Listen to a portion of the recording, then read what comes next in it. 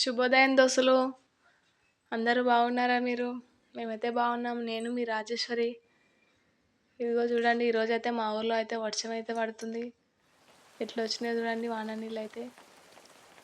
ఇక మేమైతే మొన్న అయితే ట్రేలో అయితే పత్తి విత్తనాలు నాటాం కదా, వాటికైతే నీళ్ళు అయితే ఏం పోయటం లేదు. నాటిన ఒక్క రోజు అయితే పోసినాం అన్నమాట. ఎందుకంటే వర్షం వస్తుంది ఆ రోజు నుంచి, కాబట్టి ఇంకా నీళ్ళు వాన పడుతుందని చెప్పి మా ఆయన అయితే వద్దని చెప్పిండు. నేనైతే ఏం పోయటం లేదు నీళ్ళు. మరి నాటి 2 రోజులు అయితే అవుతుంది. ఎలా ఉన్నాయో చూద్దాం.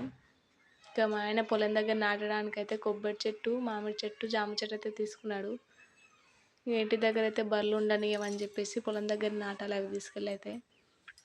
ఇంకా చూడండి ఫ్రెండ్స్, ట్రేలో నాటిన పత్తి విత్తనాలు 2 రోజులు అవుతుంది కదా, ఎక్కువ అయితే బయటికి వెళ్ళలేదు ఫ్రెండ్స్. ఇక రేపు ఎల్లుండి అయితే మంచిగా అన్నీ వెళ్ళొచ్చు.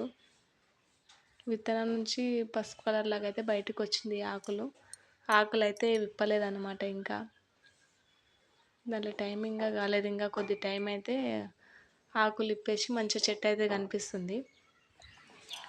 ఇంకా మా ఇంటి ముందర గన్నేరు చెట్టు చూడండి ఫ్రెండ్స్, వానకి ఎట్లా అయిందో.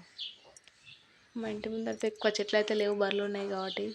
ఇంకా సీతాఫలం చెట్లు, నిమ్మకాయ చెట్టు, కొన్ని 1-2 పూల చెట్లు మాత్రమే ఉన్నాయి. పొద్దున్నే అయితే వర్షం వచ్చిపోయిన తర్వాత చాలా మంచిగా అనిపించాయి నాకు చెట్లు అయితే. ప్రశాంతమైన వాతావరణంలో పక్షుల అరుపులు.